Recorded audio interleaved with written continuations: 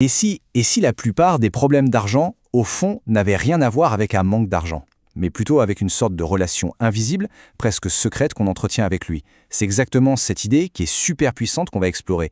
Comment on peut littéralement reprogrammer son propre cerveau pour une meilleure santé financière. Voilà la question qui change vraiment la perspective.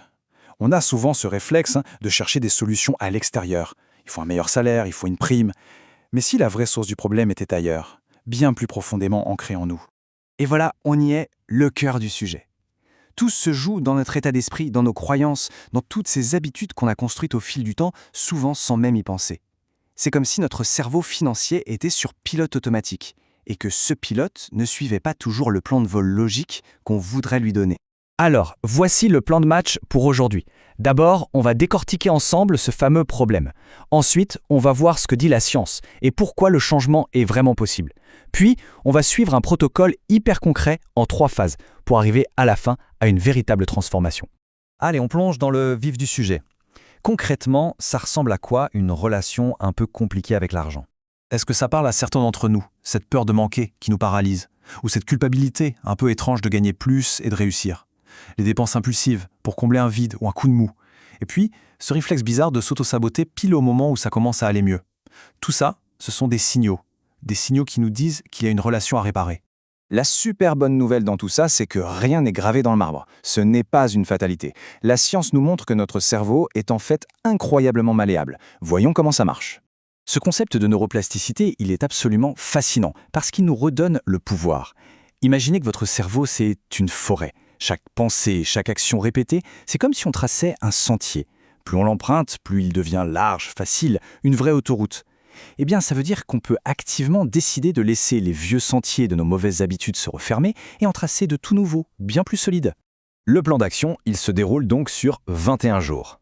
C'est simple, c'est structuré en 3 semaines bien claires. Chaque phase a un objectif super précis pour construire brique par brique cette nouvelle relation saine avec l'argent. C'est un processus progressif et donc tout à fait gérable. On commence par la base. La fondation de n'importe quel changement durable, c'est l'observation. La première semaine, elle est entièrement dédiée à ça et c'est important, sans aucun jugement. Le but, c'est juste de voir, parce qu'on ne peut pas changer ce qu'on ne voit pas. C'est un vrai travail d'enquêteur en fait. On note chaque dépense pour voir la réalité en face. On essaye d'identifier les déclencheurs. Tiens, pourquoi j'ai acheté ça à ce moment-là? Et surtout, on tend l'oreille à ces petites voix dans notre tête, vous savez, le « ah, je le mérite bien » ou le « de toute façon, je n'y arriverai jamais ». C'est ça qui permet de mettre en lumière le logiciel qui tourne en arrière-plan. Ok, une fois qu'on a mis la lumière sur nos habitudes, on passe à l'action. La deuxième semaine, elle est consacrée au remplacement. Parce qu'en fait, on ne supprime pas une habitude, on la remplace par une meilleure. Ce sont de tout petits changements, mais c'est leur répétition jour après jour qui va littéralement recabler notre cerveau. Par exemple, au lieu d'acheter sur un coup de tête, on s'impose une pause de 24 heures. Au lieu d'avoir peur de son appli bancaire, on prend 2 minutes pour la regarder consciemment. Et quand il y a un petit surplus, au lieu de tout dépenser, on en investit une petite partie. On ne lutte pas contre l'ancienne habitude, on en construit simplement une nouvelle, plus forte. Ça, c'est peut-être le point le plus important de cette phase. Les mots qu'on utilise pour se définir sont d'une puissance incroyable. Passer de « je suis nul » à « j'apprends à maîtriser », ça change tout. On passe une identité figée à un processus, un chemin de croissance. Et cette phrase, elle résume tout. On agit toujours en accord avec la personne qu'on pense être. Donc, si on change son dialogue interne, on change son identité. Et quand l'identité change, eh bien les nouveaux comportements, ce n'est plus un effort, ça devient juste naturel. Allez, on attaque la dernière ligne droite, la phase qui va rendre le changement permanent. Parce que la motivation, ça va, ça vient. Mais les systèmes, eux, y restent. C'est l'étape où on construit une structure qui va travailler pour nous. Regardez bien ces actions. Le point commun, c'est quoi? C'est qu'elles retirent l'effort et la décision du moment présent. L'épargne? Hop, virement automatique, ça se fait tout seul. L'investissement? C'est programmé, on n'a plus à y penser. Le point sur les finances? C'est bloqué dans l'agenda comme un rendez-vous pro. Et avec des objectifs clairs, on sait où on va. La réussite financière devient alors moins une question de volonté et beaucoup plus une conséquence du système qu'on a bâti. Au bout de ces 21 jours, le but, ce n'est pas de devenir riche en 3 semaines, évidemment. Le changement est bien plus profond. Il touche à notre identité même. Et voilà où ça nous mène.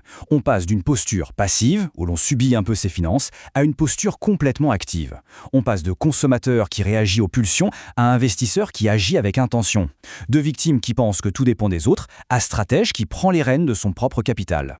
Cette citation, c'est vraiment la clé de voûte de toute la démarche. Il n'y a pas de formule magique, pas de raccourci secret. Le vrai secret, s'il y en a un, c'est la puissance des toutes petites actions.